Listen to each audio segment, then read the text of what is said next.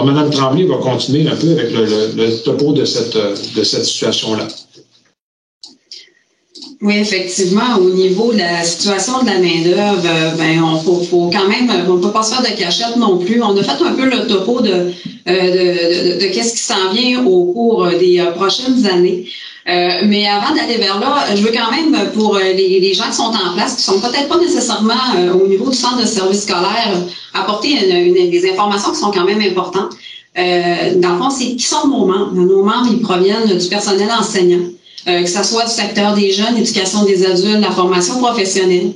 Le personnel professionnel, quand on parle de personnel professionnel, on parle par exemple de psychologues, psychoéducateurs, travailleurs sociaux, conseillers d'orientation, etc.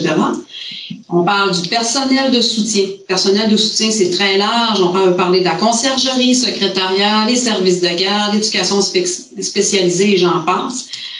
Sans oublier également qu'on a nos gestionnaires, les gestionnaires des centres, l'éducation des adultes et la formation professionnelle, les gestionnaires ou les directions adjointes d'établissements, donc d'écoles, et les gestionnaires au niveau également des services. Donc, les prévisions au cours des prochaines années, ce qu'on se rend compte également, c'est que d'ici 2030, c'est tout près de 40% de notre personnel enseignant qui va quitter pour la retraite. Donc, c'est quand même assez majeur. Donc, on parle dans un horizon de moins de 8 ans. Et d'ici 2025, c'est environ 20% de notre personnel. Donc, c'est une personne sur 5 d'ici 3 ans là, qui va avoir quitté à la retraite. Donc, on se rappelle qu'on est dans un contexte de pénurie de main-d'œuvre. Pénurie de main-d'œuvre qu'on ne doit pas nécessairement associer à la pandémie qu'on vient de vivre, parce qu'avant même qu'on affronte la pandémie, il faut comprendre qu'on vivait ce qu'on appelle le phénomène de rareté des ressources. Donc, c'était déjà pas évident de trouver des ressources au sein de notre organisation, parce que c'est sûr que si on se compare aux 3 autres centres de services scolaires, on vous cachera pas qu'on est le centre qui est le plus concerné, le plus touché. Hein. Ce qu'on se rend compte, c'est quand souvent les gens sortent de l'université, reviennent en région, les gens les personnes ont tendance davantage à aller s'installer du côté de Saguenay. Ou sinon, ça va être sur votre Chicoutimi-Jonquière, sinon ça va aller du côté d'Alma. Fait que souvent, ce qu'on voit, c'est des gens qui sont issus du milieu, qui veulent faire un retour en région. Donc, c'est toujours un peu plus difficile d'être capable de recruter de la main-d'œuvre et également des finissants. Juste peut-être pour vous donner là, un topo de à quoi ça ressemblait là, notre situation pour le personnel de soutien là, en début d'année. Donc, le nombre de postes là, en septembre 2021 qui n'étaient pas comblés. Donc, chez les éducatrices en service de garde, on avait 17 postes qui n'étaient pas comblés en début d'année, 20 pour le secteur général, 48 pour l'adaptation scolaire, donc on parle des techniciennes en éducation spécialisée, et 3 au niveau des préposés aux élèves handicapés. Donc, c'est vraiment du jamais vu. Si je retourne peut-être 5 ans en arrière, l'ensemble des besoins étaient comblés, donc c'est assez majeur là, comme différence. Pour ce qui est du personnel enseignant, tout à l'heure, Patrice m'en parlait, on a embauché quand même beaucoup de ressources dans différents corps d'emploi. Et le personnel professionnel est un des corps d'emploi qui est le plus touché, concerné, je devrais plutôt dire. Donc, si on regarde à comparer à 2015, on avait 65 professionnels au sein de notre organisation, comparativement en septembre 2021 à 83. Donc, on a embauché beaucoup, surtout des psychoéducateurs, des travailleurs sociaux. Je voudrais, c'est les 2 corps d'emploi principaux qui ont été recrutés là, pour nos établissements scolaires. On aurait voulu recruter en psychologie. Mais c'est compliqué. Donc, la compétition, elle est très forte avec le privé au niveau de la psychologie.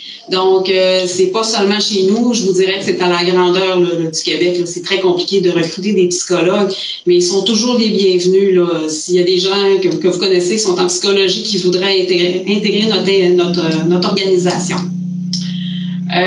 Également, il faut savoir aussi que depuis les dernières années, on doit recourir à du personnel non légalement qualifié, notamment au niveau de l'enseignement. Donc, cela fait en sorte que, vous savez, tantôt on en parlait, on a de moins en moins de personnel, de moins en moins de finissants, je devrais plutôt dire, dans les universités, ce qui fait en sorte qu'on doit recourir à des gens qui, la plupart du temps, qui vont se retrouver, je dirais, avec un baccalauréat dans un champ spécifique et pour lequel on va les faire enseigner chez nous. et qui vont être également encadrés.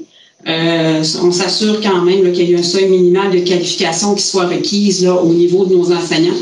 Et ça va être un peu, tantôt je vais parler des services de garde, puis au niveau des éducateurs spécialisés, c'est la même chose.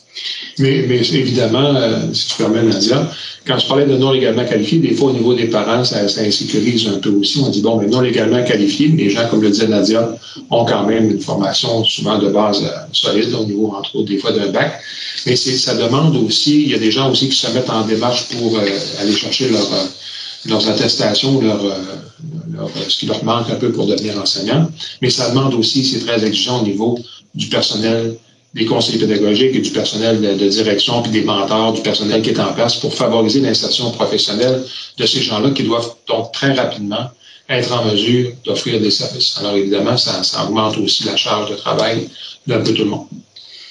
Et effectivement, puis ça, on compare le nombre de membres du personnel qui étaient non légalement qualifiés de septembre 2020 à aller comparativement à septembre 2021. Donc, en septembre 2020, on parle de 7 employés. Si je regarde en septembre 2021, c'était 16 employés NLQ non légalement qualifiés. Là. On compare pour les mois de septembre. Si je compare juin 2021 à aller jusqu'à la fin mai, donc on passe de 23 à aller jusqu'à 30 employés qui sont non légalement qualifiés. C'est pas un nombre qui va aller à la baisse. Vous avez vu tout à l'heure qu'on parle de départ quand même assez important chez le personnel enseignant.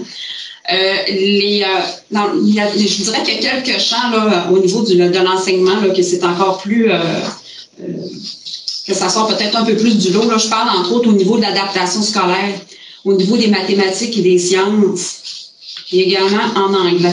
Mais je vous dirais que c'est l'ensemble des champs au niveau de l'enseignement pour lequel on a besoin on a des besoins. Je dirais que pour ces champs-là, même au niveau des universités, je pense en maths sciences, il n'y a pratiquement plus de finissants. Là, donc, c'est la pénurie quand même assez importante. À titre comparatif, là, si on retourne avant la pandémie, donc en 2019, en moyenne, ça nous prenait peut-être environ une vingtaine de minutes pour être capable de combler un besoin. Donc, nos ressources prenaient en moyenne 20 minutes pour trouver une ressource pour combler un besoin dans un établissement. Et cette année, on peut parler entre 4 et 5 heures. Et parfois, ça peut prendre de 1 journée à 2 journées juste pour être capable de combler un seul besoin. Donc, ça nécessite de revoir, de jouer dans les horaires de tout le monde, de chercher un peu partout, pour être capable de combler là, les besoins qui sont jugés là, quand même assez prioritaires. Il faut comprendre également, là, on vous parle vous a parlé d'enseignants dans des champs spécifiques. Je voudrais qu'on cherche du personnel dans tous nos corps d'emploi. Ce qui ressort beaucoup présentement, c'est qu'on a des grands besoins. Le personnel dans les services de garde. Donc, on a des grands besoins. On sait que les gens dans les services de garde ont été fortement sollicités, entre autres au cours des 2 dernières années avec la pénurie. Il y a quand même un nombre croissant d'élèves au niveau des services de garde, donc on a des grands besoins. En éducation spécialisée, également, c'est la même chose. Conciergerie, secrétariat, en psychoéducation, psychologue, j'en parlais tout à l'heure, travail social, au niveau des conseillers pédagogiques. On a besoin de gestionnaires d'établissement. Donc, on est en la recherche de direction adjointe d'école. C'est très compliqué à recruter. Donc, ça fait partie de la pénurie qu'on vit actuellement. Et l'ensemble des enseignants là, dans les différents champs. Donc, ceux spécifiques aussi dont je vous avais parlé tout à l'heure, mais c'est très large. Pour conclure cette partie-là, ce qui est important de savoir, c'est que pendant un certain temps, on a eu quand même des banques. Hein? On avait quand même des gens qui étaient sur des listes de priorité ou des listes de suppléance avant d'accéder à la liste de priorité.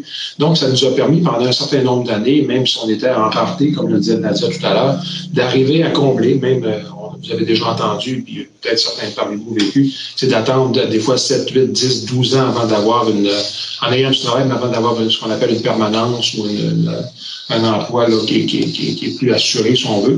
Alors que là, on n'est plus là-dedans du tout. Quand on parle du 20 minutes aux 4 heures, ou je ne sais pas quoi, c'est pour les 4 heures, 4-5 heures, c'est vraiment parce que maintenant, donc, on joue avec les ressources qu'on a actuellement.